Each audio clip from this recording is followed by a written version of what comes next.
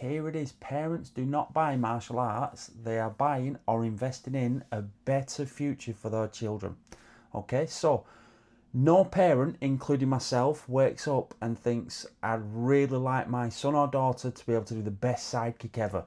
I'd really like it if they could do a jumping front kick. I'd really like it if they could do the best armbar ever, etc., etc. Okay, so the first thing, obviously, any successful martial arts school owner must understand is they're not actually buying your martial arts class. All right, they're not buying those 2 45-minute lessons a week, or 2 1 hour lessons a week, or anything like that. They're not buying the yellow belt or the orange belt or so on. They are investing in a journey, a transformative journey that will help their child develop better focus, better respect, better discipline, concentration, self-reliance, modesty, courtesy, integrity. The list goes on. Okay, the ability, and this is a classic one. Obviously, I've said this to thousands of parents over the years. The ability to avoid negative peer pressure, the ability to know what is right or wrong and not fold under pressure from obviously bad influences, the ability to learn to set, work towards and achieve goals, anything like that. Okay, so being able to kick somebody in the chin, of course, is valuable in certain instances. Being able to look after yourself, again, valuable, definitely is. I'm glad that I started studying 30 odd years ago and so on. But parents are investing in better, possibly, school grades, better attitude at home, better relationships, making sure that the students, regardless of age, if they're 3 or 18, whatever, are keeping their rooms tidy and so on like that, are learning to make healthier choices with their eating habits, are learning to pick up a book a little bit more than just a screen. So again, money management, emotional regulation, social interaction, it's all of those skill sets that you're developing and nurturing along that black belt journey. So if I look down here, it's just because obviously I scribbled a few things down earlier on. I wanted to make sure I get it across. If you've never seen any of my videos before, my name's Sensei Dervish. I'm the founder of Sensei in the Room, and this series of videos is about martial arts school mastery. So if you haven't seen any, have a look through the playlist, give the videos a few likes, definitely subscribe. We upload at least one, obviously long form video every week. Again, check out my website if you wish. Have a look on the insights page there. There's lots of insights, blogs that'll help you develop your martial arts school. And one more thing, one more plug, and if you have seen me do this before, you know why. Invest in a copy of that, How to Build a Highly Profitable Martial Arts School. And again, I'm not saying it for the 12.5 we get from Amazon off every copy. I'm saying it so that you can invest in a copy and learn how to improve certain things in your school. That is filled with industry specific niche guidance based on obviously building, running and operating a profitable, underline that, and successful, underline that, martial arts school. Not a franchise or anything like that, not one running 17 classes a day, a single school operation. So have a look at that. Right, so yeah, what else did I scribble down here? Yes, so like I said, people don't wake up thinking, I'd really like them to do the best side kick or best front kick or the best front stance or the best, anything like that. They wake up thinking, oh, that might be good, and it could also help them, if your marketing is done properly, with respect, with focus, help them concentrate more at school, help them get better grades at school and so on. So if your marketing at the moment is something like mine was back in January 2004, all of those years ago, karate, Tuesdays, 6 p.m, then the venue, it was a snooker hall. What a stupid place to start a karate in a function room of a snooker hall. Snooker hall, £5, and then it might have had my number on, possibly, and that was it. Obviously, you're going to get some people, depending on how many of those you put out, but you're limiting yourself already. Karate, nobody's actually bothered about that. The headline straight away should be, what's in it for me, the person reading this, And is this something I'd like to continue reading about? Okay, so the headline should not be karate or judo or taekwondo or BJJ. And again, think about the images you're going to have on your leaflets as well. If you're trying to promote children's programs, you're not going to have an aggressive looking man there with cauliflower ears, topless and so on like that. So you've got to make sure everything matches. Anyway, I'm going on the marketing side thing there, and I didn't want to do that really. So yeah, parents by outcomes, like I said, fitness should be a byproduct. Self-defense should obviously be a main goal, but it's more about them becoming better individuals. So with more respect, with more focus, learning to open the doors for people, and learning to, again, I always used to mention this, although lots of the students never really got on buses or anything like that, standing up if there's an elderly lady there, or indeed an elderly man giving up the seat, you know, all those type of things really that we should be teaching children, definitely. Style doesn't matter. So for parents now, and again I mentioned this in my book, they're not really bothered if it's karate or judo or taekwondo or sport karate or jiu-jitsu rather than Brazilian jiu-jitsu or MMA. They're bothered about what can this do for me. Again, I mentioned it earlier on, what's in it for me and what's in it for my family. So don't be thinking that your style is going to be limited by nobody wants to do kung fu anymore, nobody wants to do, you know, karate, nobody wants to do judo, nobody wants to do insert traditional art, they all want to do MMA, they all want to do, you know, BJJ and that type of stuff.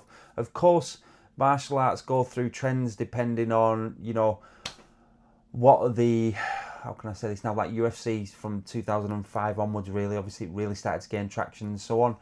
But before that, during the 90s, was it the kickboxing era? You know, the Van Damme era. During the 80s, was it the karate era? During the 70s, was it the kung fu era? Okay, and I suppose during the 90s as well, Steven Seagal, maybe was it the Aikido era and that type of thing. So again, all arts go through those phases, but if your marketing's on point and you know, you're improving and you're developing systems, regardless, you should still be getting people through the door. Perceived value. Now, I've got, obviously for members of Martial Arts School Growth Mastery, a huge packet on perception of value. Okay, so if you're teaching your students and your parents from day one that what you teach is about kicks and punches and keeping your guard up and strikes and so on, that will have some value, of course it will. But if that's all you're teaching, then you're going to be limited by, you know, what you can actually charge. If you're teaching that plus additional, you know, self-discipline, life skills, character development, personal development in terms of reading, you know, lots of books that will help the student grow. Your job really as a martial arts school owner, one that's obviously watching this now, I don't know, 8 or 10 minutes in, is to continually develop the value in your program, so that parents can't think they could just learn this from YouTube, although we all know they couldn't learn it from YouTube. They could just learn this down at the local sports centre, who's somebody who charges, you know, 50% less. You want your parents to start looking at your program through different eyes. So not through the sports brackets eyes, not through another sport, seasonal recreational sport, but more towards this is an educational thing that also teaches martial arts. Now, when I first mentioned this to mentees during like their operator integration phase, which is like the first 5 or 6 weeks of our program, I don't, you know, it's not a case of if you've got a 45-minute lesson, they're sitting behind desk for 40 minutes and then you might do 5 minutes of karate or judo or kung fu, whatever. Not at all. It's more weaved in and out throughout the lesson so that there's continually that drip effect. It might be talking about focus, it might be talking about respect, it might be talking about discipline, it might be talking about confidence, it might be talking about negative peer pressure, it might be talking about setting goals. Again, all this is systemized so that each week it's different.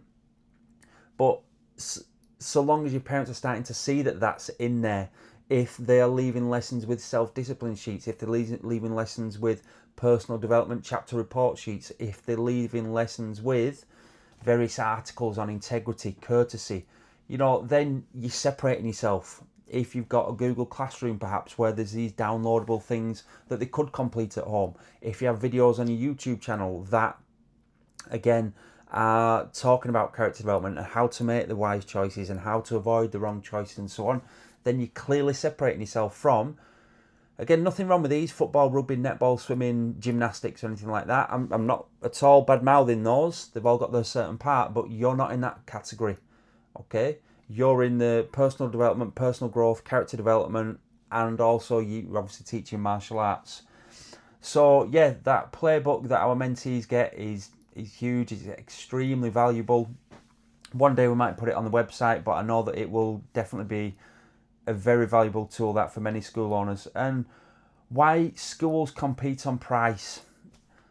So this one is always my pet thing, really. So many school owners that we speak to say, I can't charge that much, I can't charge this much because somebody down the street is only charging that. Who is bothered what somebody else down the street is charging, okay?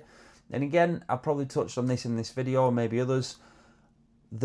Lots of it is self-limiting beliefs in here. This is your business, your company, okay? So just because somebody else down the road is only charging X amount does not mean you need to charge X amount plus 1 or 2. You should be charging what your program is worth. All right, so if they're running 2 sessions a week from a scout hut or a local community centre, they don't have a full-time venue, they haven't got a team, they don't have a defibrillator, they don't have a life skill or character development program, they don't have a self-discipline program, they don't have classes 6 or 7 days a week, they don't have a mirrored area, they don't have a matted area, they don't have freestanding or hanging punch bags, they don't have a clean spectator area, then they don't have a school that's well decorated, then again, you're not comparing apples to apples here, okay? So forget what other people are charging. Maybe rewind this, because if you like me, like I was in 2004, 5, 6, 7, 8, 9, 10, I think to about 12, the first maybe 9 years, I was always aware of what other people charging, even though what we were doing what we was doing and offering was far superior to others. That sounds a bit big-headed and arrogant, but looking back, it was. We shouldn't even have been in the same league as those, because if you're a serious school owner, which I'm sure you are, if you're developing, are committed to development and improving your knowledge, you will be continually obsessed about your school, thinking about it all the time. How could I improve this? How could I improve the class experience? How could I improve the guestology with parents? How could I improve the guestology with Intro 1, Intro 2 with enrollment conferences? How could I improve the chances of people renewing and committing to Black Belt? How could I improve how my school looks? So again, I've been through all of those phases, being absolutely obsessed with my school. And like I said, most of it's in that book, most of it, but I suppose there's probably about 20, 30, maybe 40% of, information in there. I couldn't, if I was to put everything down, I'd still be writing the book now, and it'd probably be about 6 inches thick. So yeah, I'm going off on one here, aren't I? But we need to understand that don't be bothered what anybody else is, charging. They know what they're worth. They're charging £5 a lesson, they're charging £6 a lesson, they're charging £7 a lesson, they're charging £8, £9. So what? Okay, it's about up to you and having true belief in your program and the impact it has, because the impact should ripple across all areas of the students' lives, not just while they're in your 4 walls. The learning that obviously the teachings within your 4 walls, the benefits of those should far extend for years after your 4 walls. Listen, if you've liked this video, give it a like, hit the subscribe button, and have a look at the Insights video. But if you're one of those that are committed and know that 12 months is going to go like that, and you don't want to be in the same position in 12 months' time, then make a choice, make a conscious choice. Otherwise, time is just going to tick by. Book a school evaluation. Check out the website, and maybe even there might even be a link in this comments box. But it's for serious school owners, okay? So not tire kickers, and I don't mean that in a bad way. Obviously, both of our time is valuable. I only want to work with serious school owners, like our current mentees, who are all fantastic, who want to develop a decent business, a decent school, continually provide amazing value for the students, and obviously aren't just bothered about the next Facebook hacks or the next marketing hacks. Can we teach you those? Yes, of course we can. But that's not our main thing. Our main thing is building a substantial foundation for your business, and then obviously making sure that it's strong to last, to obviously achieve whatever it is you wish to achieve. Anyway, take care. Keep investing in that black belt mindset. Like I said, please give this video a like. Please subscribe. Invest in a copy of that book. Read some of the insights on my webpage, and then maybe we will get to speak during one of the school evaluation sessions. Take care. All the best.